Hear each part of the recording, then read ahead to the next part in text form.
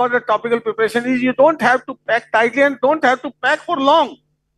You just apply adrenaline for 10-15 seconds and come out. The effect is going to be same if you apply for 2 minutes or you apply for 15 seconds. So there is no point in doing all these unnecessary things. Second thing what we advocate is see the patient position.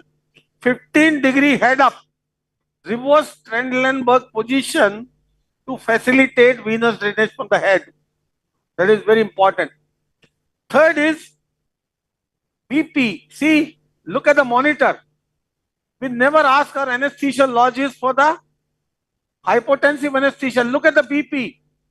The mean blood pressure is 115.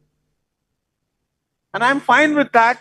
The most important thing, look at the up right corner, the heart rate, 61. That is what we want. And I'm thankful to anesthesiologist for giving me this heart rate 60.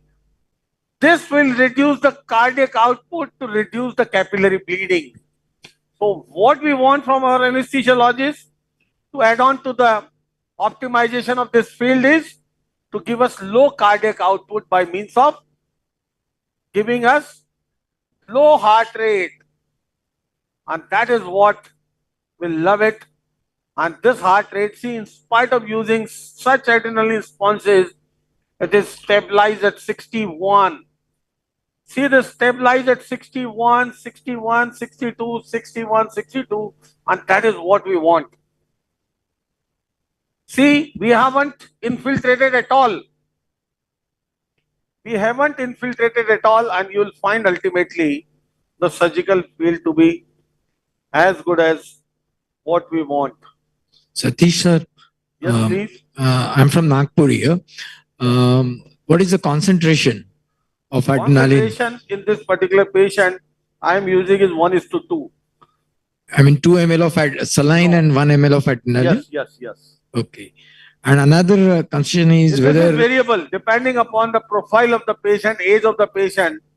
We select. In young patient, I don't mind using even pure topical because we are not infiltrating. Yeah. And any role of beta blocker giving preoperatively 2 days prior to get the bradycardia? This is all our anesthesiologist prerogative during pre-anesthetic checkup. If they give anything according to the patient profile, because our aims, we are very clear to them. Okay, thank you. I think we also seen a variable practice with the adrenaline point of view. I think it's very commonly used. Even the surgeons from yesterday, we use topical adrenaline.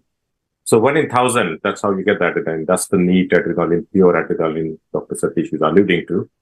Then 1 in 2, that will give you 1 in 5,000. And then 1 in 10,000 is also commonly used to be on a safer side. See what I have done, in the UK, yeah. In the UK, you are quite lucky that we have cocaine available as well. Medical cocaine for topical vasoconstriction. So we use a combination of cocaine and adrenaline. Also gives a brilliant feel. So interesting to see the variation in the practices. Yes. But in any given situation, we always discourage or condemn giving infiltrations in the nasal cavity because it can enter the systemic circulation and have its own consequences. This is what the message I always give. And you stay pretty safe with the topical. With the same effect. See this, what I have given to the inferior turbinate, what I have done. Out fracturing. See this inferior meatus opened up. Without fracturing it, see the nasopharynx, the eustachian tube. For our colleagues, this is eustachian tube orifice, this is torus, behind that is fossa of Rosenmuller leading far posterolaterally. This is your middle turbinate. See this middle turbinate, which is pushed because of this polyp. This is the polyp in the middle meatus. This is the first anterior part of the middle turbinate lying in the sagittal plane attached to the frontonasal process. Then this same first part of the turbinate going up and behind and attached to the cribriform plate, high up as I showed on CT scan at the junction of horizontal and lateral lamella.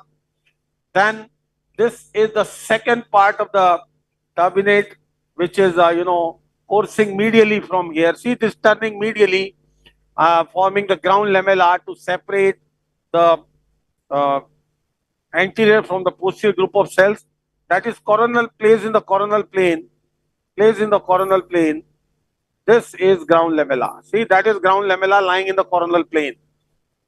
And then this is the third part of the turbinate going in the axial plane behind all the way till nasopharynx.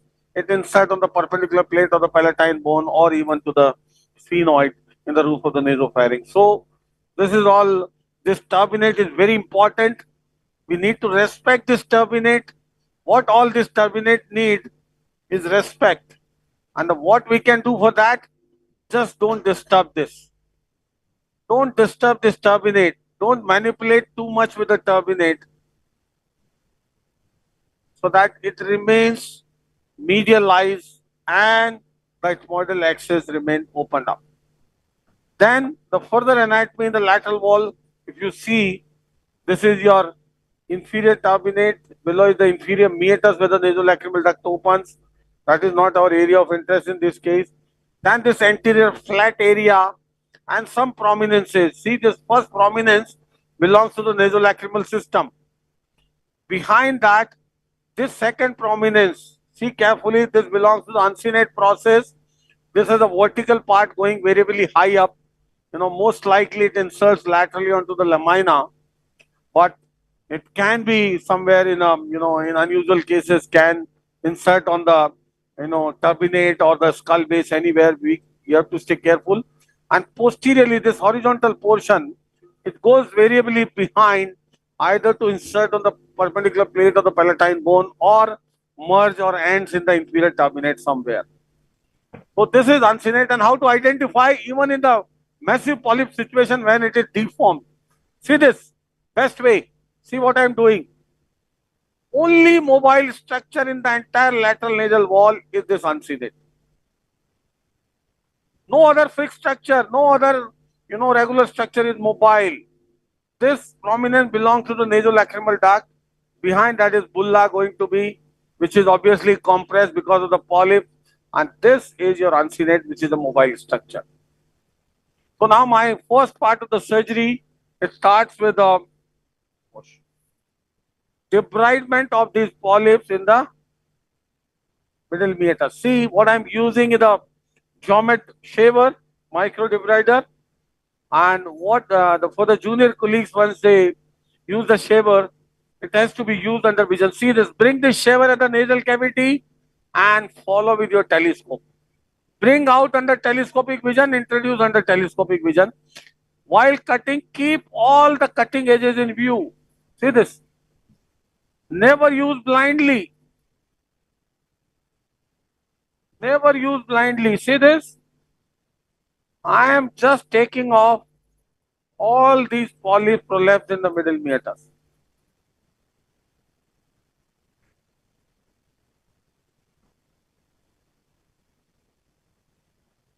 See this? Olive. See, this is your uncinate and this is your bulla ethmoidalis. Obviously, the bulla is, compressed because of the polyp mass. And if I show you, this is your ground lamella, see turning, and behind the bulla is the retrobular recess. Can you see? This is bulla. Yes, we can. Anterior to the bulla, between the uncinate and the bulla, is the hiatus semilunaris inferioris. This is hiatus semilunaris superioris between the bulla and the middle turbinate. And this hiatus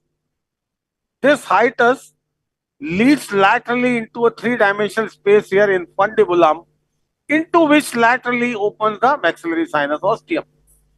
So, I told you in the beginning, this is the surgery of landmarks. At every movement, you have to discover the landmarks to progress further. If you are disoriented and lost the landmarks, you are likely to give complication.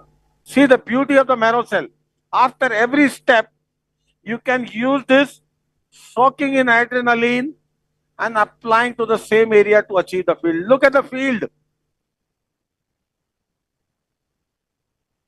Look at the surgical field which I have not infiltrated.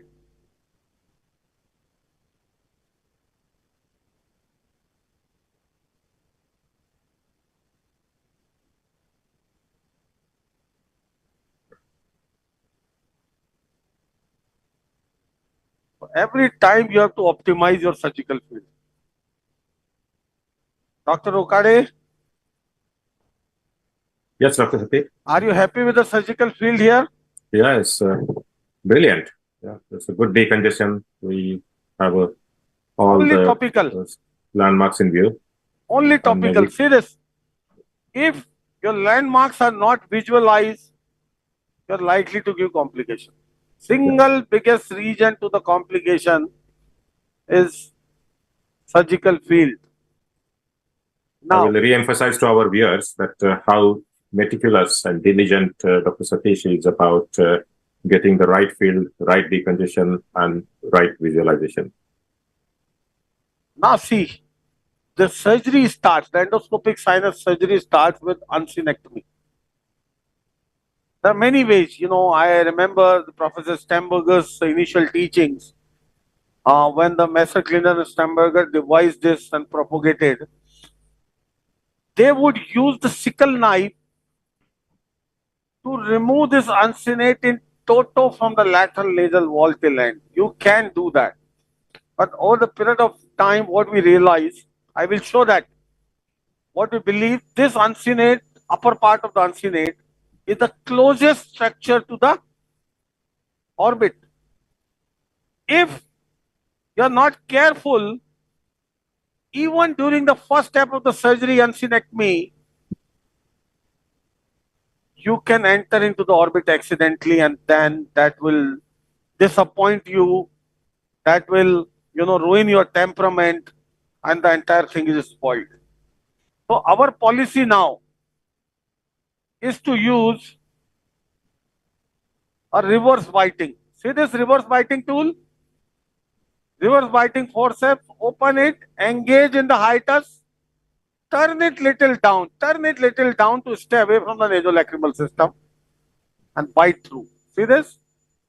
Engage again, advance further anteriorly, bite through. Engage again, advance anteriorly, bite through. Now see, I can come across the hard bone. I can feel the hard bone here. Beyond this, that could be very close to nasolacrimal duct. So that is the point which makes me stop. See now, what I have uncovered is infundibulum. This step, what I have done, is called infundibulotomy. See this three-dimensional space I have opened. Inside is infundibulum. Can you see the infundibulum? This three-dimensional space is infundibulum. And what is there opening in the infundibulum? See the glimpse. That is the maxillary sinus opening. See that? How will I open up? See this. This is infundibulum. This is infundibulum, and here open the maxillary sinus ostium. So what I'll do? I will fracture the lower part of the uncinate. See this. I can fracture the lower part of the uncinate here. Open up the maxillary sinus. See this? You can remove with a shaver.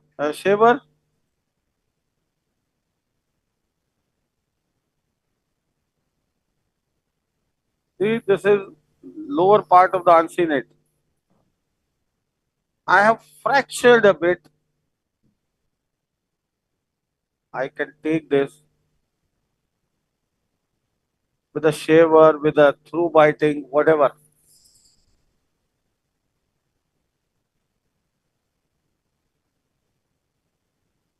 Can you see the interior of the maxillary sinus with this? Glimpse of the interior of the maxillary sinus.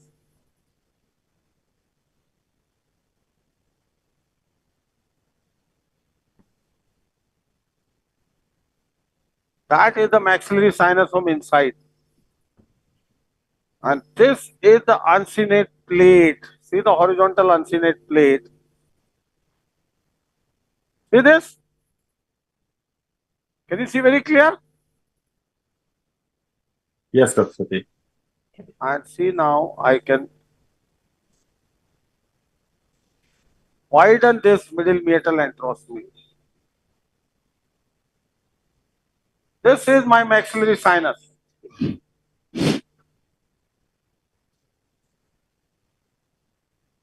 What I can see, lot of secretions inside. Can you see?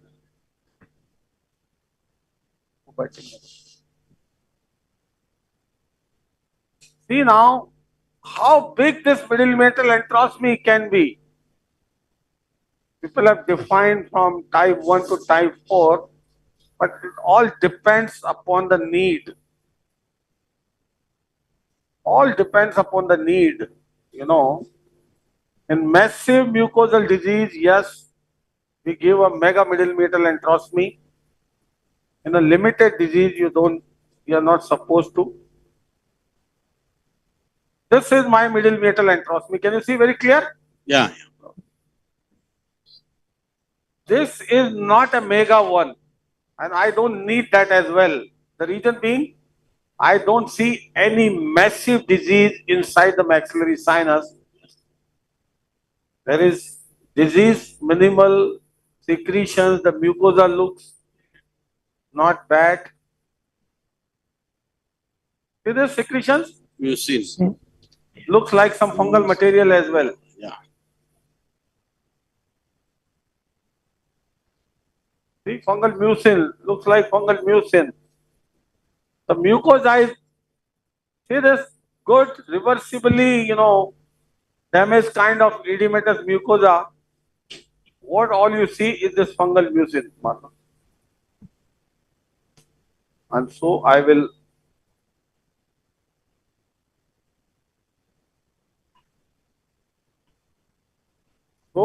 wash thoroughly, clean that mucin thoroughly. See the middle meatal antrostomy?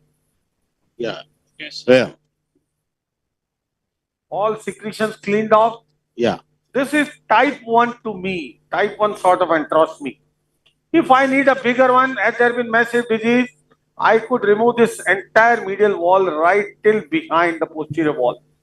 Could remove this entire bone. This is part of the perpendicular plate of the palatine bone and flush it with the posterior wall, but not needed.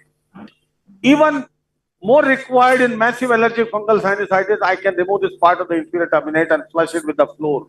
Type 3, or even do a middle meatal and medial maxillectomy type 4, which is rarely needed for such kind of disease, inflammatory disease. That is more required for other indications, tumors and other things, dentigerous cysts, other lesions. So give me 70 degree at the same time to give you an inside view of the maxillary sinus.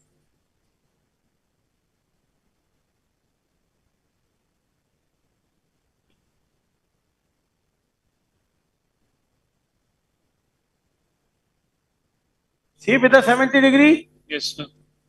See, there is still a lot of secretions. Yes, sir. Hello? Yes, sir. Yes. So wash. So this requires more and more, flushing. There is secretions here, lodged here.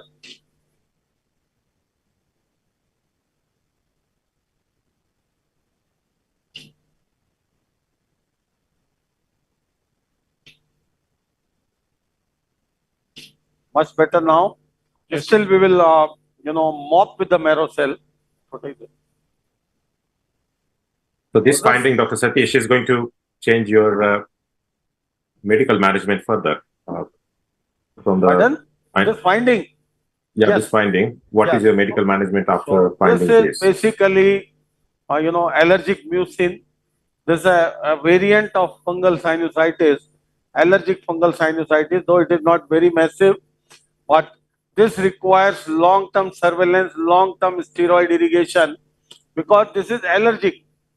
This is Okay. pure type 1 hypersensitivity. This is not invasive fungus or anything warranting antifungal. So this requires more long-term, irrigations, more long-term surveillance to prevent the so-called recurrence. May require allergic testing and immunotherapy as well if needed. So they send this for any microbiology. See what I am doing? I am removing trying to remove each and every bit of fungus, because this is allergic mucin containing fungus as an antigen. Here fungus acts as an antigen, which invites the eosinophilic reaction. This is pure antigen antibody reaction, and if this fungus is not removed, this can incite the reaction again. Now it is pretty clear. Can you see? Yes. In difficult, maxillary sinuses, when you need a more extensive, see it is dislodged, coming out because of the Merocell mop. This is, Sir, are you going to leave that upper part of uncinate or pardon? the upper part of uncinate, vertical part of uncinate?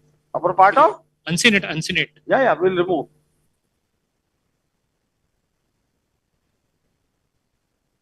Sometimes we use hydrodebrider to remove this, mucin. This is sometimes very, very, frustrating. Adherent.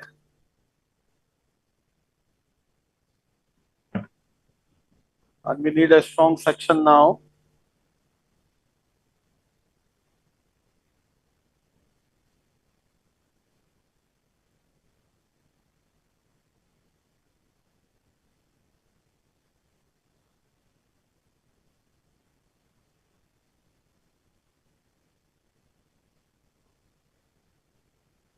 More and more irrigation, dislodging it.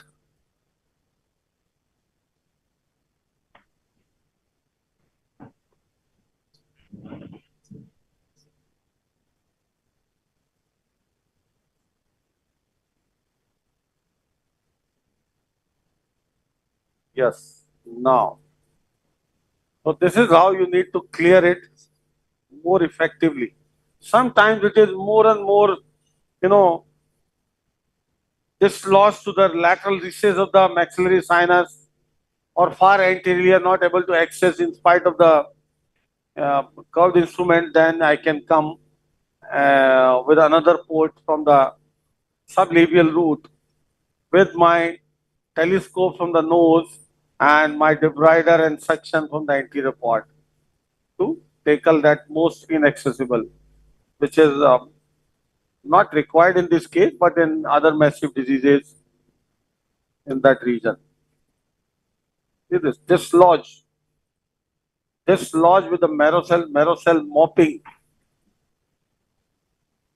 What an interesting finding. And see, this Merocell is so atraumatic to the mucosa. This is absolutely atraumatic to the mucosa. Fine. Now, this was with the 70 degree. Now, coming back with the 0 degree.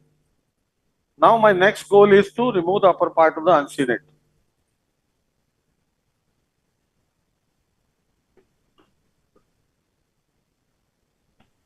See what I am using. I told you behind this upper part of the uncinate, the closest structure is the orbit. I am going behind this with my angle curate, going high up, and getting it fractured anteriorly. See this? Getting it fractured anteriorly, away from the critical structures behind. I am getting it fractured anteriorly, and this is a very, very safe movement. That's the uncinate plate. And now you can shave it off. At this point, be careful. I will show you what I was saying. This is closest to the Orbit. lamina papracia, and at this step only, during uncinectomy, we define our lateral limit of the paranasal sinus corridor.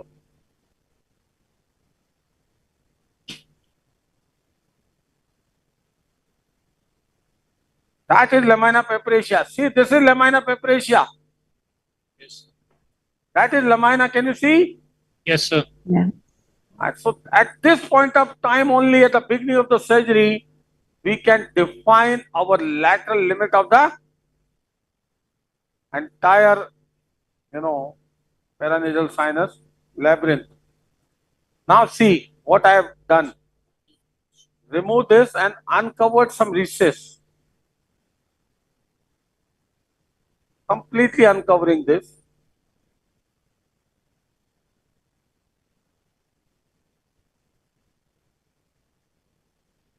Can you see this? Yes, sir. Yeah. This is your Agarneji bone, Agarneji cell. See, laterally this is lamina. This is your bulla ethmodalis.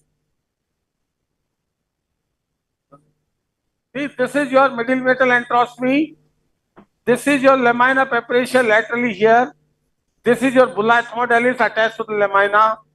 High up, going high up. And this cell is uncovered.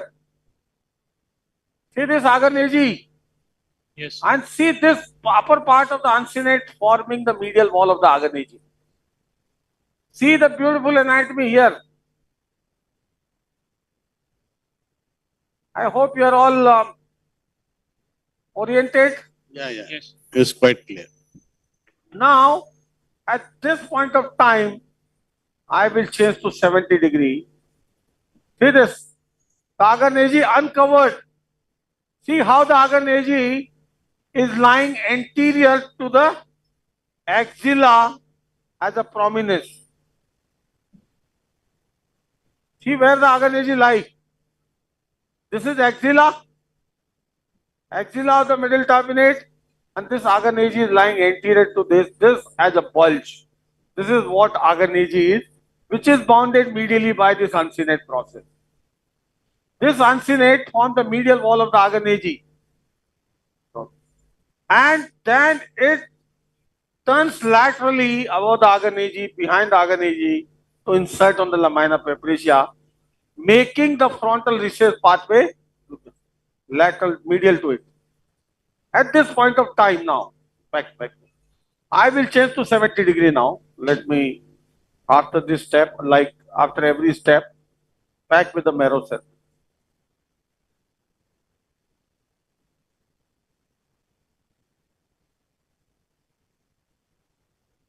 Optimize the field. See, at no point of time you are supposed to traumatize the lateral wall, medial wall, inviting the synechia. You have to bring in and out your endoscope under vision.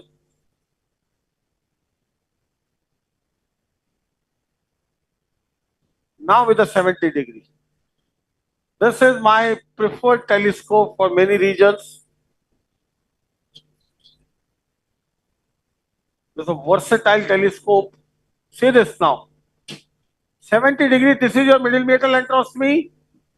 With 70 degrees, see your lamina peparia all the way. Yes, sir. Are you able to appreciate? Yes, sir.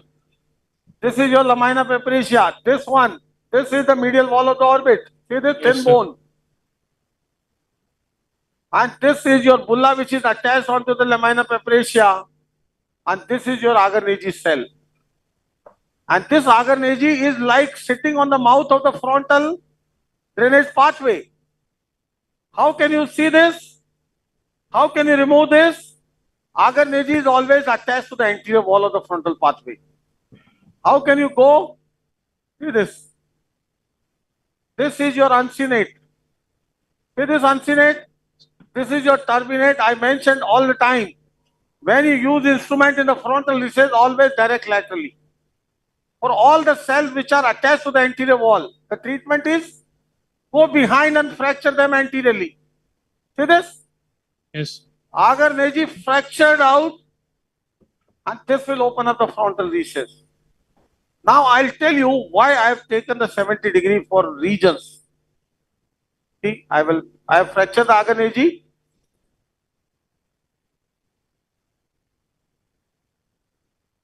Why I have taken the frontal, the 70 degree? Because I want to see high up and work for this under vision. We follow the technique of our beloved Dr. Dharamveer Sethi from Singapore. where he propagated intact bulla technique. Intact bulla technique means see my bulla is intact below. And before I remove the bulla, I will work for the frontal recess, frontal sinus work and keep the bulla intact for the regions. Regions means this bulla goes up to insert on the skull base. And it inserts on the skull base up anterior to the anterior ethmoidal artery. That means as long as your bulla remains intact, your anterior ethmoidal artery is automatically protected. I showed you the course of the anterior ethmoidal artery coursing through the roof to the skull base far behind. And yet another, this bulla is a landmark to show you your anterior ethmoidal artery. Now see, why 70 degree? Because this frontal sinus surgery, as surgeons are frightened with complications, with giving complications. Number one, since it is close to the orbit, the orbital complications are not uncommon while you're working in the frontal sinus. See this frontal pathway, see this frontal pathway. Second is, this turbinate is a great, anatomy protecting or entry from the skull base into the skull base as long as we stay lateral to it. As long as we stay lateral to the turbinate, we are not going to enter the skull base. See the turbinate. The skull base is medial to it and above. Lamina is here. As long as we stay lateral to the lamina, we are safe.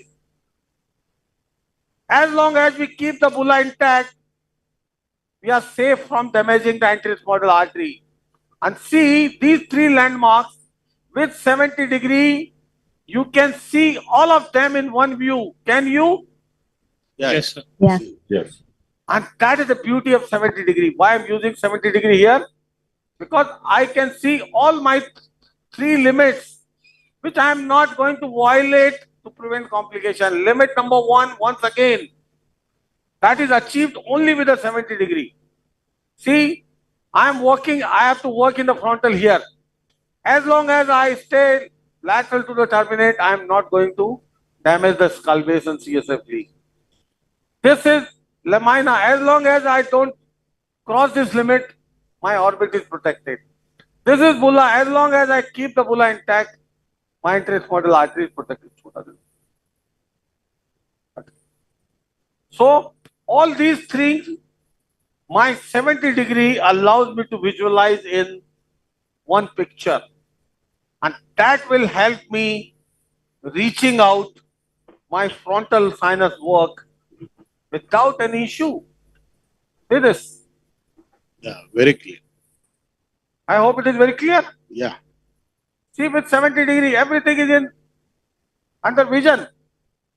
Now, what I am trying to show you, these are polyps. I showed you one thing which I am going to, work all the way as my best frontal sinus landmark. I told you about the beak. Yes. Believe me, my frontal is waiting for me to enter. See how? You can see this axilla very clear. Yes, sir. Yes. Axilla, see what are the best landmarks which are easily accessible. So always use landmarks which are easily accessible. So axilla is one landmark one can easily see where this turbinate is attached to the lateral wall. See there?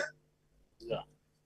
Now inside the axilla, once you open the axilla and go with the frontal, go with the 70 degree, the next structure you see in the roof, see that? This is your beak above. See this? This is your beak. Yes. Can you see there? Yeah, yeah. Now it's This is the thickest bone in this region, this beak. This is the beak. See? See this? This is how thick it is. Now, if I keep my lateral limit, medial limit in view and go along the beak, this will lead me nowhere but to frontal sinus. I am in the frontal sinus there up. See that? Yes. So the beak is my best guide. I'll tell you. In the simplest of way of entering into the frontal sinus. See this. Yes, sir. See this in 1 minute's time. See this. This is my beak. Beak. I will stay laterally and medially between my limits. Follow my beak. Follow my beak. See, this is my lateral limit. This is my medial limit. In between them, I will follow the beak, follow the beak, follow the beak, and I am in the frontal. That is my frontal sinus up. That is my frontal sinus up there. See carefully. Yes. It cannot be anything else in any given circumstance. See this? That is my frontal sinus up there. Can you see the frontal up? Yeah, yeah, Yes. very. See, highway to the frontal sinus. See this? That is frontal. Oh, See very this? nice. Yes, sir. Very nice. Simplest way. You cannot damage anything. The 70-degree allows you to see your all limits in one view. My medial limit here. My lateral limit here. Follow the beak in the middle and follow the beak and go there. That is frontal. See, this is your beak anteriorly, this one. Follow the beak where the beak ends is the frontal. See the frontal behind. So simple. Believe me, it's not that. You do it, experience it, follow the landmarks, use 70-degree, your frontal is all there, up in the middle of your limits.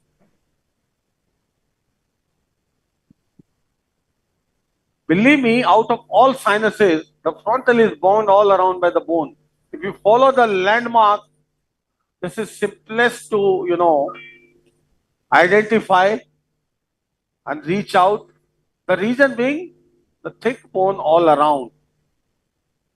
The only thing this requires is 70-degree.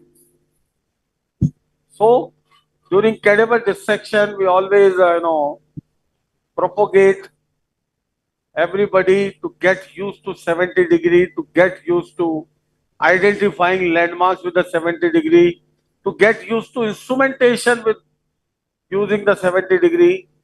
See, that is your frontal sinus up. Very clear? Yes. Sir. And see what is there up above, that is your beak. This is your turbinate. I told you the best treatment for the turbinate is respect. This is your lamina. Lamina, yeah. This is your beak. And under the beak, when you leave the beak, go behind the beak, that is your frontal sinus. Nothing else. That's it. Marvelous. Absolutely. I hope it is very clear. Yeah. Yes, sir. Yes, it is. Yes. Let me clean the field. So what is your further plan for frontal sinus, Teach?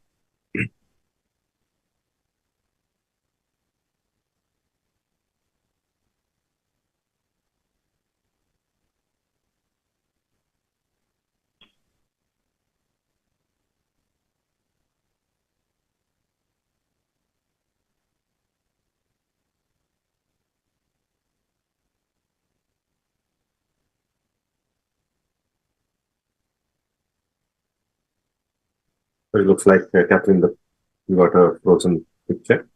I think I'm back on now. Ashok, can you hear me? Okay. Yes, I can hear you. But the screen for me is frozen. Are you still seeing the frontal sinus? We're yes. back in. That's better. It's probably there's some connectivity challenge from Dr. Sati Jain Center. Cool. So I think so far, what do you think so far with the surgery? Nice case, really clear demonstration of how to do a safe uncinectomy, making sure that you're protecting your lamina on the way through. A nice medial meatal antrostomy. Interesting to see the allergic fungal mucin.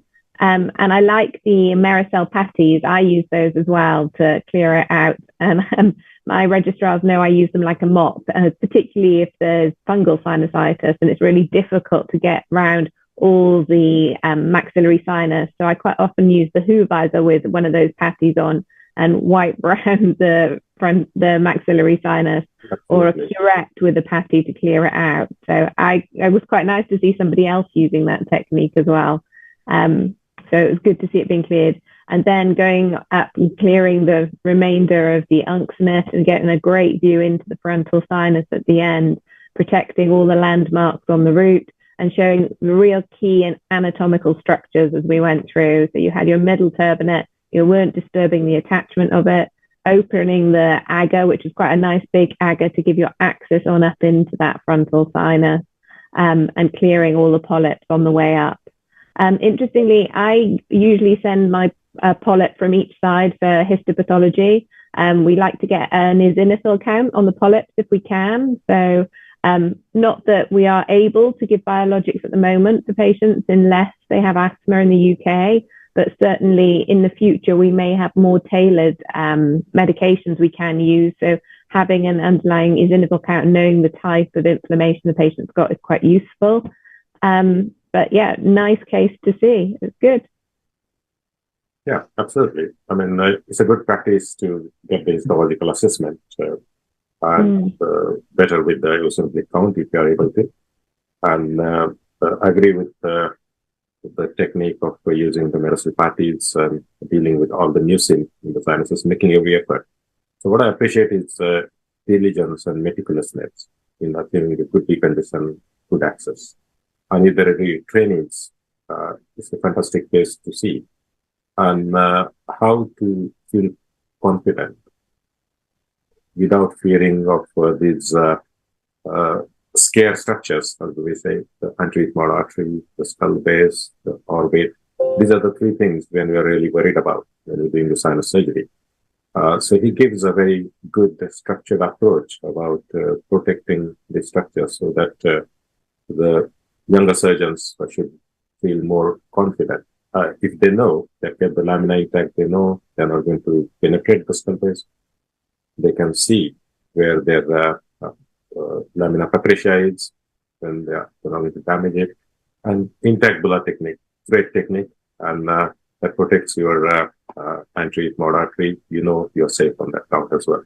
So 3 great tips on approaching the frontal sinus. Yeah, absolutely. And also really nice just to demonstrate to everybody the retrograde uncinectomy. I always do it and teach all my trainees to do a retrograde uncinectomy rather than the old style sickle knife anteriorly, to make sure that you're protecting the lamina all the way through, and you're not likely to go into the orbit straight away. So really nice methodical steps as we go through the case, which is brilliant to see. Absolutely. It should be a gold standard now doing the retrograde uncinectomy. Hello. Hello. Hello, Dr. Satish. Yeah. Yeah, are you back getting with the you again. picture back? Yes, sir. Yes. Yes, we got the There picture was again. some power interruption. We Okay. apologize for that, and we are back with No the. worries. So we didn't. So that give us an opportunity to re-emphasize the key things that you demonstrated today about performing the safe approach to the frontal sinus. So my question where we ended was, what is your further plan for this frontal? Are you happy with the opening that you have created, or are you going to widen it further? So our plan is to give the maximum possible opening to prevent restenosis. And at this point now, what I want to say, this is frontal sinus, and we have a huge supraorbital cell we saw on the CT scan. Yes. And what I'm doing now, see this is bulla below, Yes, and sir. there is a suprabullar cell. Can you see the suprabullar cell? Yes. Yes, sir. So see now what I'm using, the tool I'm using is the reverse blade, the so-called adenoid blade. Can you see? Yes. This becomes the front-facing blade with a 70-degree now. See now? The reverse blade, the so-called adenoid blade, becomes the front-facing blade. We can use it. What is the angle on the blade, Dr. Satish? This is adenoid blade. क्यों छेड़ते हो बीच में यार? Just a minute, sir. There was a Yes, sir. suction blockage. No worries.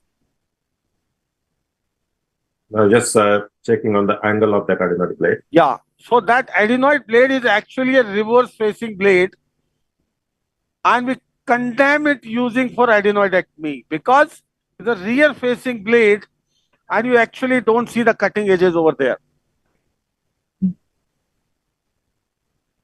अच्छा, तो इसी को लगा दोनों जगह. Okay. So here with using with a 70 degree, it becomes a front facing blade, and you can actually work at the skull base with the 70 degree using this blade under vision. See the frontal sinus? So we call it as a Yeah. skull base blade. We never recommend to use this blade for the adenoidectomy because there it is a rear facing blade. For microdebrided to be used safely, you are supposed to use it under vision. Now see, I can work at the skull base with this, with safety, because my cutting edges are under vision. Can you see? Yes. What I am removing is this supraorbital cell, suprabular cell.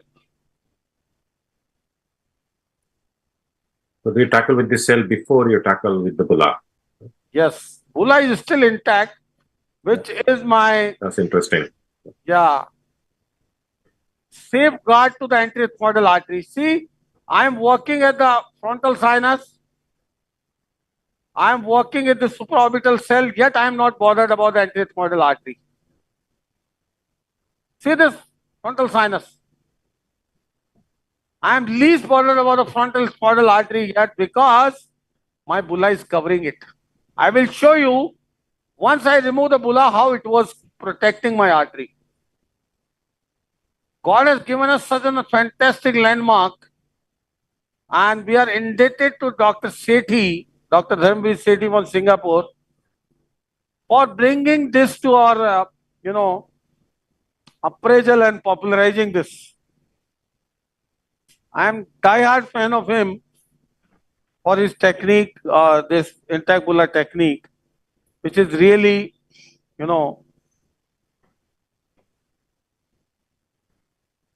so useful.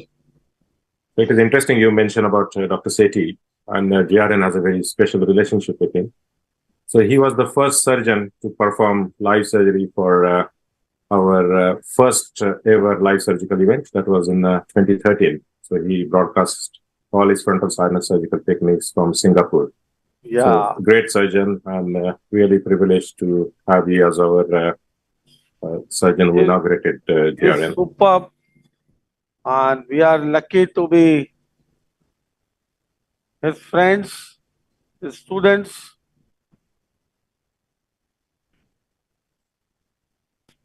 See this frontal sinus, and this is the suprabular cell I have taken off. This is my skull base behind. See that? Yeah.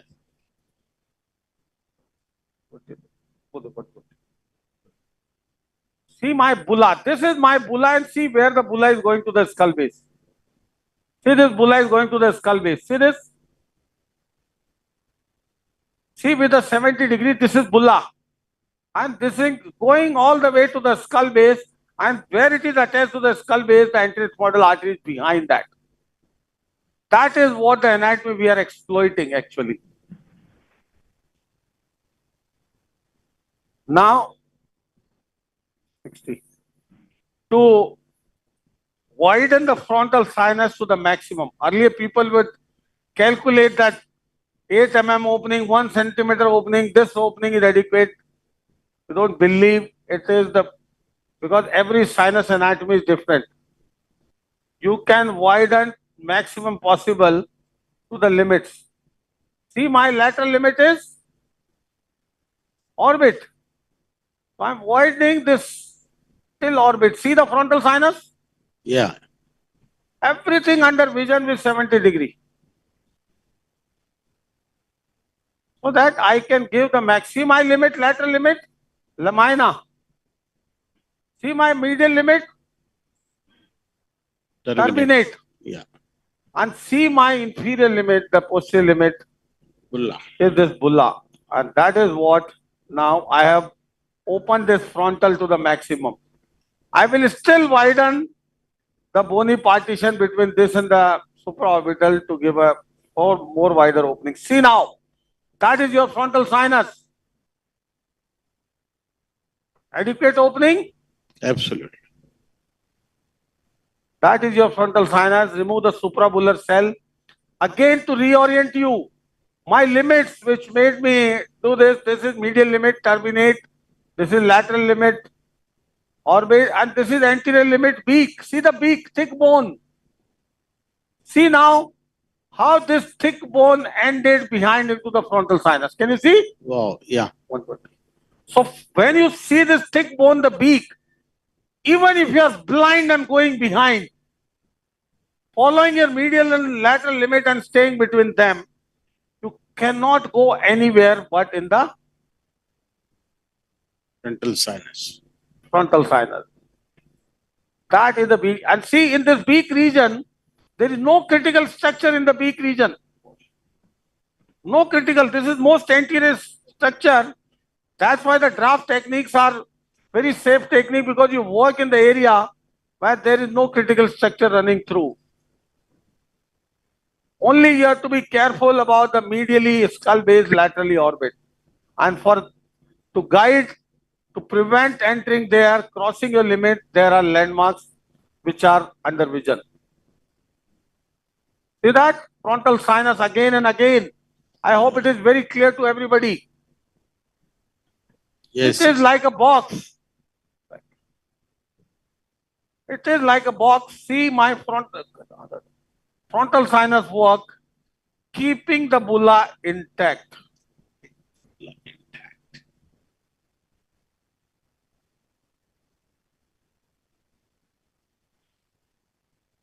Yeah. See, everything done with landmarks in view. We have done middle meatal antrostomy. We have done frontal sinusotomy. We have removed the suprabular cell.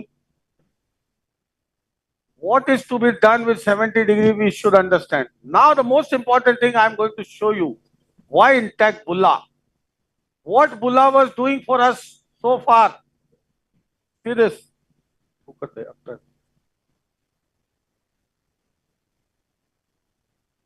See the frontal and see this bulla.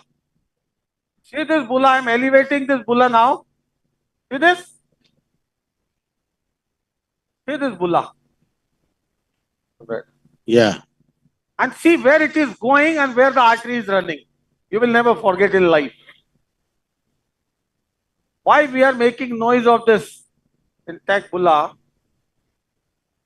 Why it is useful? It's not that Dr. Sethi described, so it is useful. It is really useful.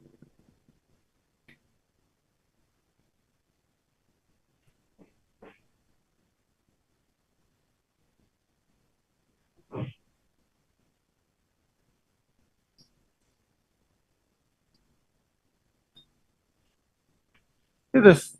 See, this is bulla here. Yeah. Yeah.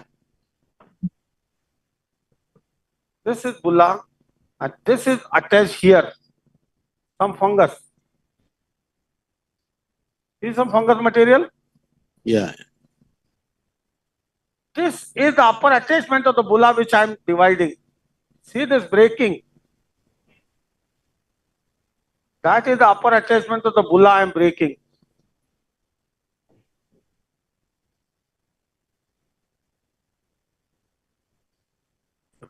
See a lot of this fungal material there, inspissated fungus, mucin.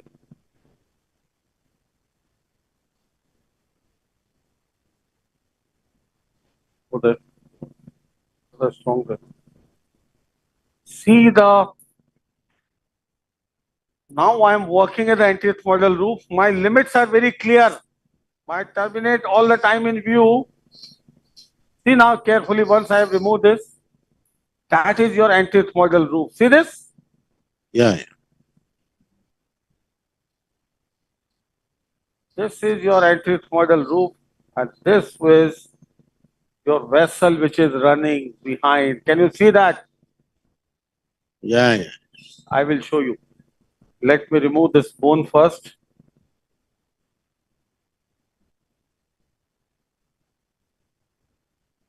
Reverse. I'll make it very, very crystal clear for you all.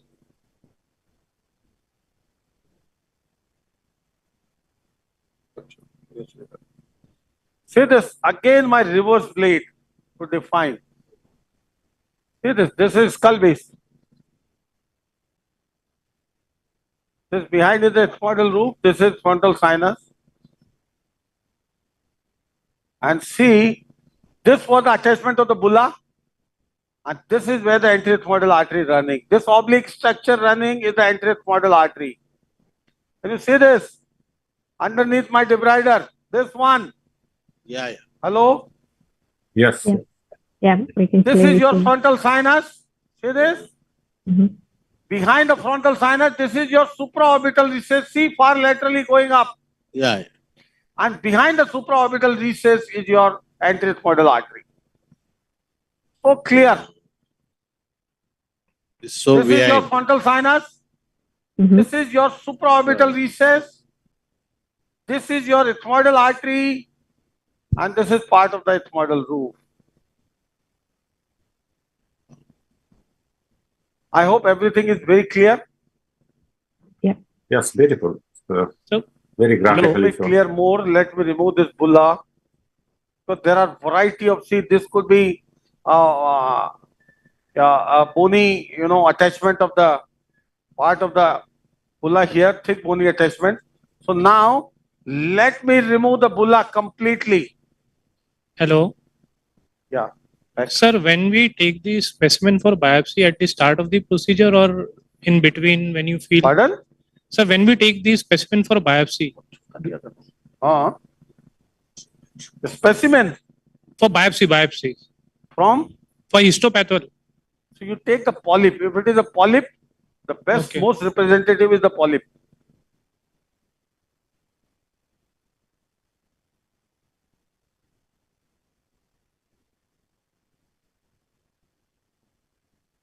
Now, I am taking off this bulla. See this? Rest of the bulla, the lower part, same movement, safest one, go behind the bulla. This is retrobular recess and fracture anteriorly. See this? See this bulla? This is attached laterally to the lamina. Attached laterally to the lamina. This is bulla completely coming out. Now, since we have done the work above, I will change to 0 degree now. See this bulla which I have fractured out is now a garbage. I can remove it.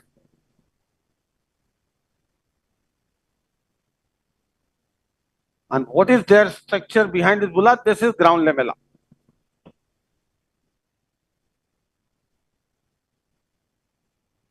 So now I can remove this bulla easily. See this? I can flush its attachment with the ground lamella.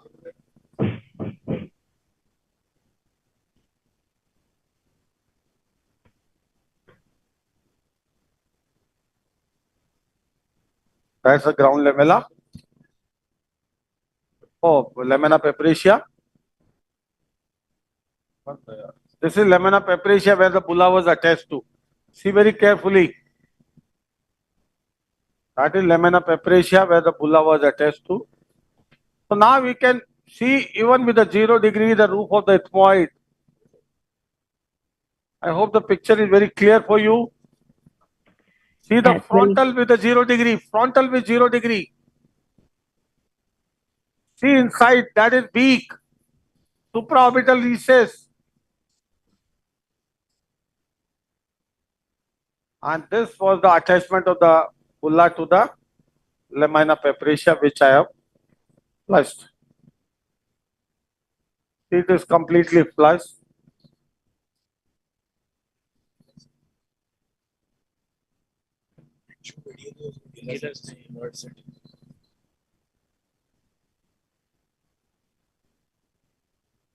So all the remnants of the bulla are out. And what you see now in front of you is the ground lamella. Ground lamella is nothing but the second part of the middle turbinate lying in the coronal plane.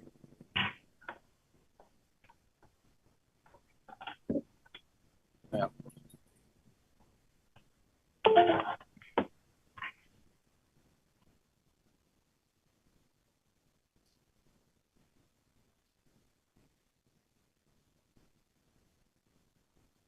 Wash.